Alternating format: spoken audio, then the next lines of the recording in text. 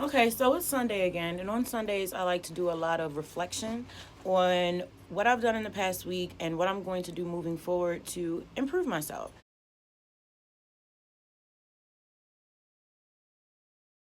So, what I'm working on is using mantras to stay in the right state of mind. I'm not going to hold you, okay? I worry about money. I worry about money more than I should just because I want my children to have everything that they deserve. And they're used to living a certain type of standard.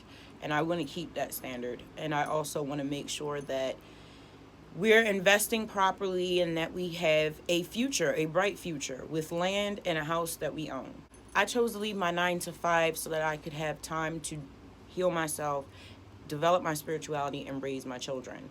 I felt like I was moved to leave that construct because of the mental health and spiritual issues I was experiencing working a 9 to 5.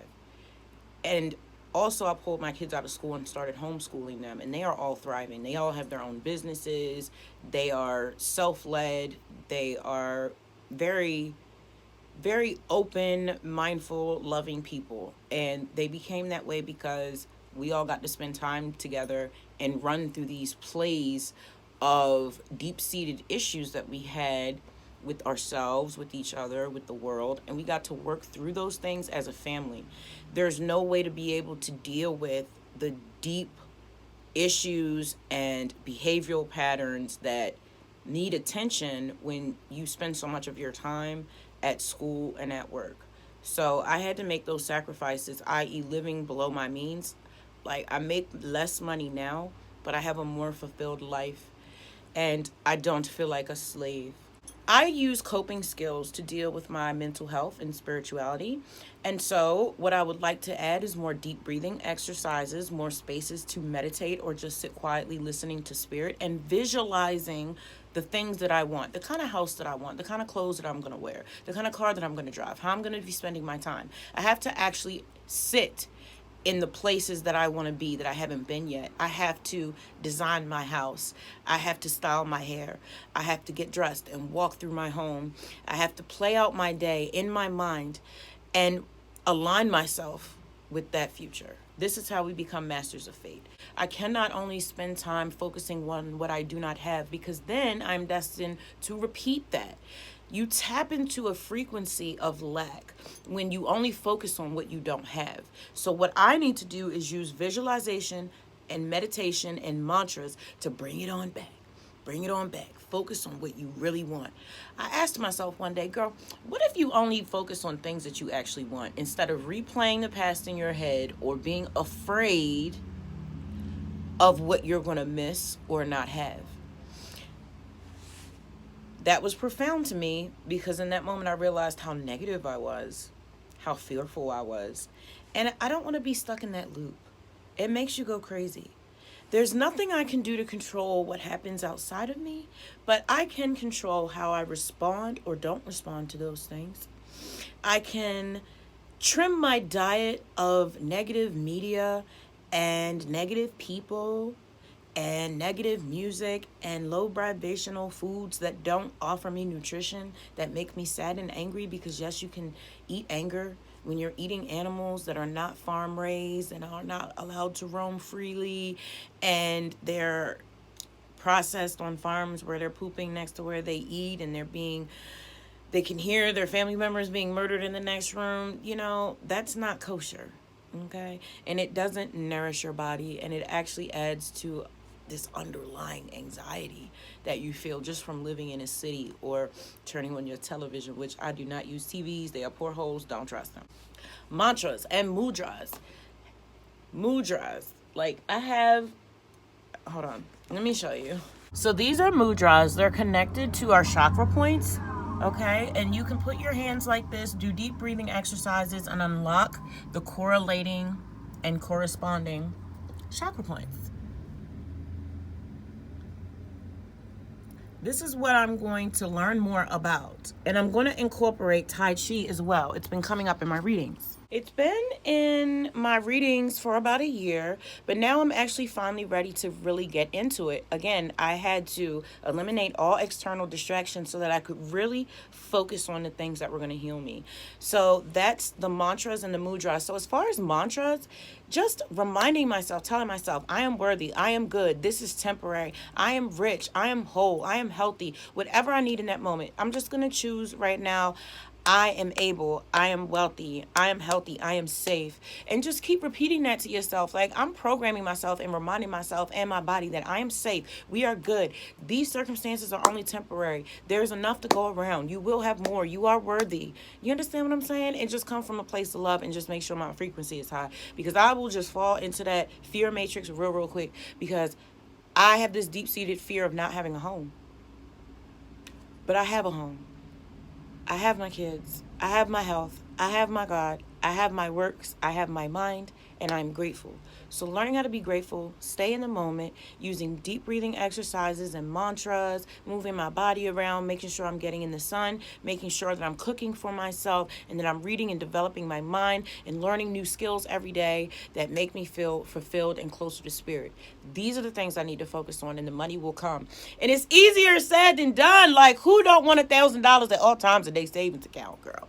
It is not easy. It is not easy having faith. And I'm not one of them people that just go around being like, oh, just have faith, just have faith. No, I'm going to need more than that.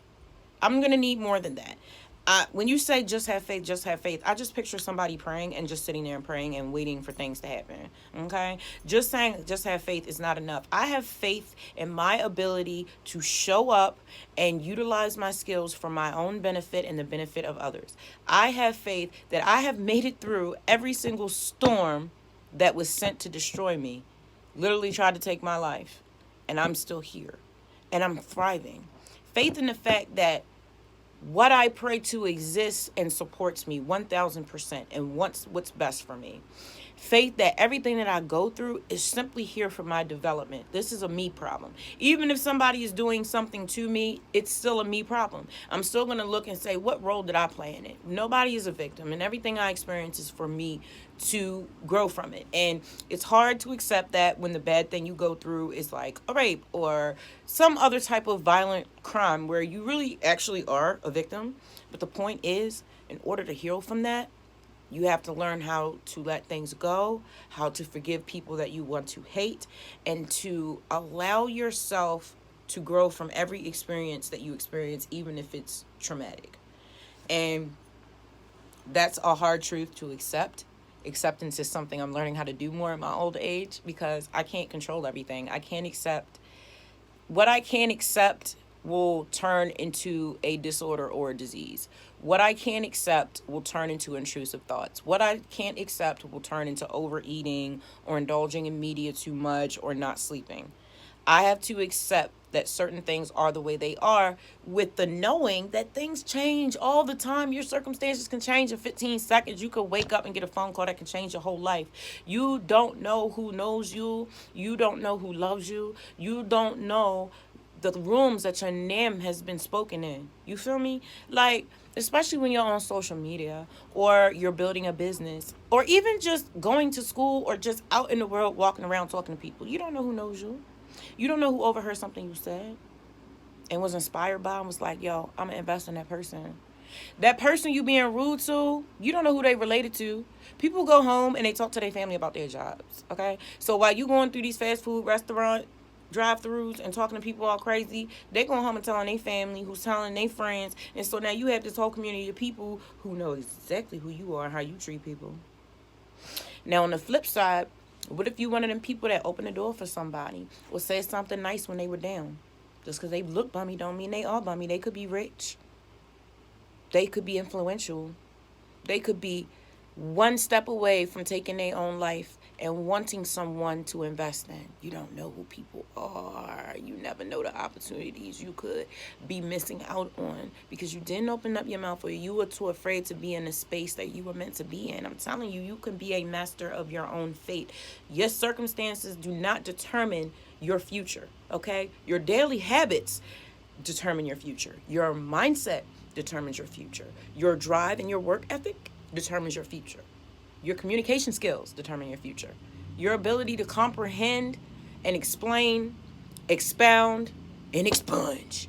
You know what I'm saying?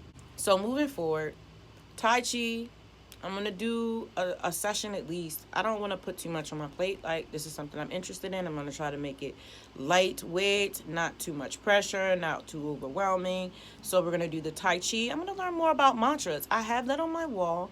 So I think the first step would be printing out another copy of that I can reference, and watching a video about it on YouTube, and seeing if there's anything on Amazon. Now, I've got some credits. Maybe I can get me a little ebook or something.